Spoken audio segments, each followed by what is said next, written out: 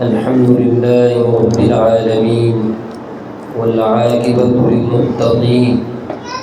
والصلاة والسلام على أشرف الأنبياء والمرسلين أما بعد عزیزان گرامی، ہمارا سلسلہ احادیث چل رہا ہے جس میں آج ہم حدیث نمبر 9 کا آغاز کریں گے۔ عن ابن عمر رضی اللہ عنہما قال قال رسول الله صلى الله عليه وسلم بني الإسلام على 5: شهادة أن لا إله إلا الله وأن محمدا عبده ورسوله وإقام الصلاة وإيتاء الزكاة وحج البيت وصوم رمضان۔ عزیزان گرامی،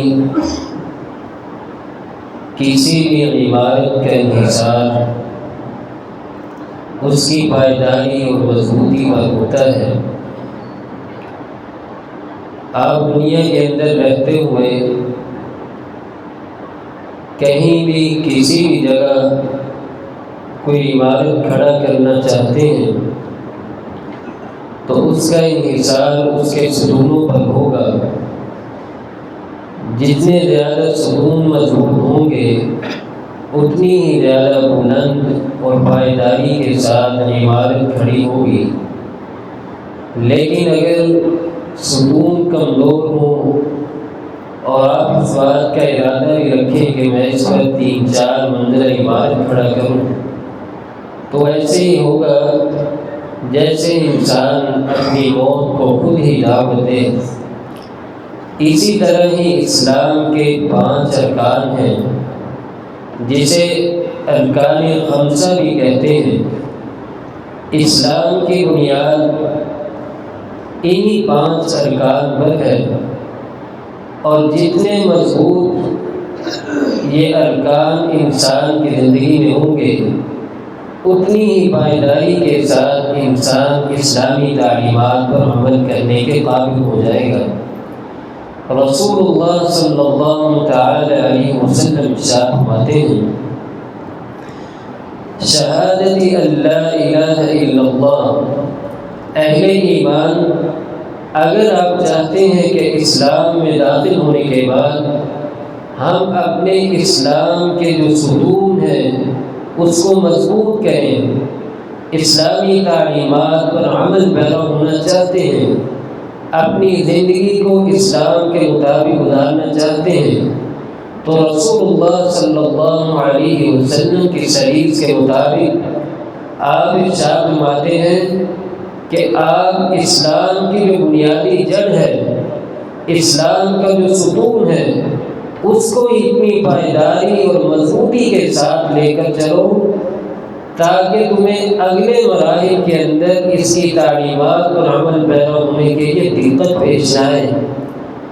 اس کلمے کی بنیاد اگرچہ عقیدہ توحید پر ہے، عقیدہ رسالت پر ہے۔ عقیدہ توحید کا مطلب یہ ہے کہ انسان اللہ تعالی کے معاملے میں اس کی الوہیت، اس کی ربوبیت اور اسماء و صفات کے اندر اس ذات کو اکیلا تسلیم کرے، نہ ہی عبادات کے اندر، نہ ہی معاملات کے اندر، حتیٰ کہ کسی بھی جز کے اندر آپ اللہ رب العزت کی ذات کے ساتھ کسی کو شریک نہ ٹھہرائیں۔ اور یہی وہ چیز ہے جس کے بارے میں اللہ کے پیغمبر صلی اللہ تعالی علیہ وسلم اور دیگر انبیاء بھی دعوت دیتے رہے اپنی اپنی اقوام کو۔ قرآن مجید میں اللہ رب العزت ارشاد فرماتے ہیں، اگر کوئی شخص اس عقیدے کو چھوڑ کر شرک اختیار کرتا ہے یا کسی بھی قسم کے معاملے میں اللہ کے ساتھ کسی کو برابر کھڑا کر دیتا ہے تو قرآن مجید کا یہ اعلان ہے کہ لَيَحْبِطَنَّ عَمَلُكُمْ۔ اگر کوئی انسان شرک کرے گا تو اس کی ساری کی ساری زندگی کے اعمال تباہ و برباد ہو سکتے ہیں۔ اور اللہ تعالیٰ نے انبیاء کے متعلق بھی اعلان کر دیا کہ اگر انبیاء بھی میری ذات کے ساتھ کسی کو شریک ٹھہراتے، کسی کو سجدہ کرتے، کسی سے مانگتے، ان کے بھی اعمال ساری کی ساری زندگی کے تباہ و برباد ہو سکتے تھے۔ تو آج مجھے اور آپ کو چاہیے کہ ہم بظاہر عقیدہ توحید پر چلتے ہیں، مانتے ہیں، اقرار کرتے ہیں، لیکن عملی زندگی ہماری اس کے برعکس ہے۔ اکثر مقامات پر ہم سستی کا شکار ہو جاتے ہیں اور اللہ رب العزت کی ذات کو چھوڑ دیتے ہیں۔ اس کلمے کا دوسرا پہلو جسے عقیدہ رسالت کہتے ہیں، انسان کے اندر یہ پختہ عقیدہ ہونا چاہیے کہ انبیاء کا سلسلہ جو جناب آدم علیہ السلام سے شروع ہوا اور اللہ کے نبی صلی اللہ علیہ وسلم پر آ کر ختم ہوا ہے، اس چیز کا ایمان رکھے، عقیدہ رکھے کہ پیارے پیغمبر علیہ السلام کے بعد اب کوئی نبی اس دنیا کے اندر آنے والا نہیں ہے۔ وَمَا مُحَمَّدٌ إِلَّا رَسُولٌ قَدْ خَلَتْ مِن قَبْلِهِ الرُّسُلُ۔ قرآن مجید میں اللہ رب العزت نے اعلان کر دیا کہ پیارے پیغمبر علیہ السلام اللہ کے آخری نبی ہیں، خاتم النبیین ہیں۔ جو پیارے پیغمبر تعلیمات لے کر آ چکے ہیں ان پر عمل کرنا، اس کے مطابق زندگی گزارنا مجھ اور آپ پر یہ فرض ہو چکا ہے، واجب ہے، اور یہ اسلام کا بنیادی دوسرا رکن ہے، بنیادی دوسرا ستون ہے۔ ان دونوں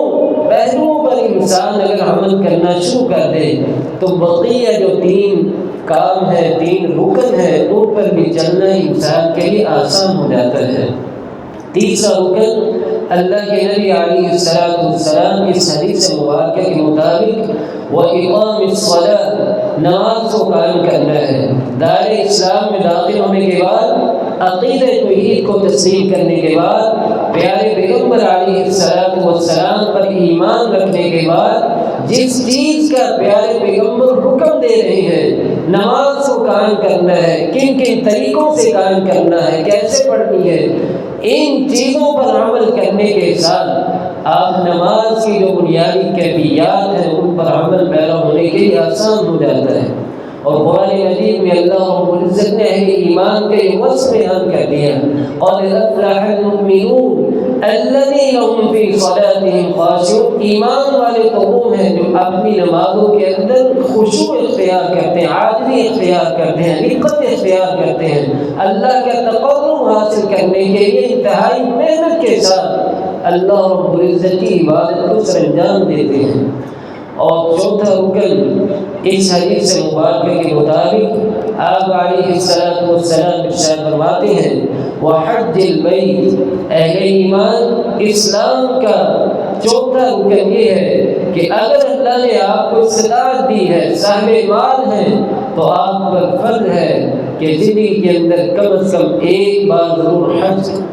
بیت اللہ کی نیت سے ضرور اس سفر کا آغاز کریں، حج کریں۔ اور جناب عمر فاروق رضی اللہ تعالی عنہ کے بارے میں آتا ہے، وہ کہا کرتے تھے کہ میری دل خواہش ہے، حسرت ہے کہ میں ایک پیغام جاری کروں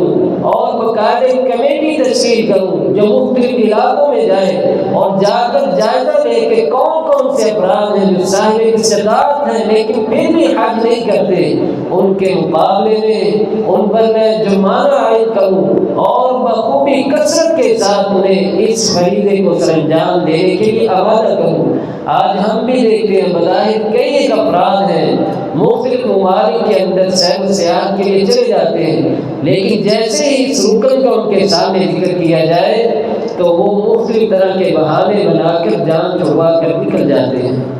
تو آپ میں سے بھی، ہم میں سے بھی جو بھی استطاعت رکھتا ہے کم از کم زندگی کے اندر ایک مرتبہ ضرور حج کرنا چاہیے، کیونکہ اسلام کا رکن ہے۔ اور آخری رکن اللہ کے نبی علیہ السلام ارشاد فرماتے ہیں وصوم رمضان، اہل ایمان زندگی کے اندر اگر آپ حالت صحت میں ہیں، ایمان کی حالت میں ہیں، تو آپ پر اللہ رب العزت نے ہر سال روزے بھی فرض کیے ہیں۔ رمضان مبارک کی صورت میں آپ پر کو چاہیے کہ اللہ کا جو کلام ہے اور اس کلام کے اندر اس عظیم فریضے کی ادائیگی کا جو حکم دیا گیا ہے، یا ایھا الذین آمنوا کتب علیکم الصیام کما کتب علی الذین من قبلکم لعلکم تتقون، اگر اس فریضے کی آپ ادائیگی کریں گے آپ کے اندر تقویٰ آ جائے گا، اور آپ کے اندر سے ریاکاری، تکبر، حسد، دیگر جتنی بھی بیماریاں ہیں اس عظیم عمل کے ذریعے آپ ان بیماریوں کو دور کر سکتے ہیں۔ تو یہ تھے 5 ارکان اسلام کے، جسے ارکان خمسہ بھی کہتے ہیں۔ یہ بنیادی سلیبس ہے اہل ایمان کا، اور اہل ایمان کو چاہیے کہ کبھی کبھار بیٹھ کر ضرور جائزہ لینا چاہیے کہ ارکان اسلام کے مطابق میری کتنی زندگی گزر رہی ہے۔ پیارے پیغمبر علیہ السلام نے اسلام کے عمارت کو کھڑا کرنے کے لیے بنیادی ستون جنہیں کہا ہے، میرے وہ ستون کس قدر مضبوط ہے، اور یہ بھی یاد رکھنا چاہیے کہ انسان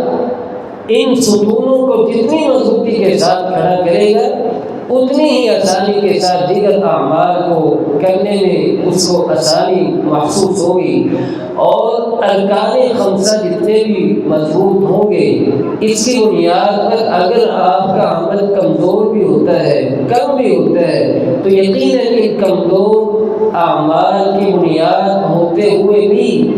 ارکان خمسہ کے ستون اگر مضبوط ہیں تو آپ آخرت کے اندر آسانی کے ساتھ کامیاب ہو سکتے ہیں۔ لیکن ستون بھی کمزور، عمل بھی کمزور، دونوں طرح سے آپ کمزور ہیں، تو مجھے اور آپ کو اپنے بارے میں محاسبہ کرنا چاہیے، غور و فکر کرنی چاہیے، تاکہ کل قیامت کے دن آسانی کے ساتھ، عزت کے ساتھ اللہ رب العزت کی بارگاہ میں کامیاب ہو سکیں۔ سبحان ربک رب العزت عما یصفون، والسلام علی المرسلین والحمد للہ۔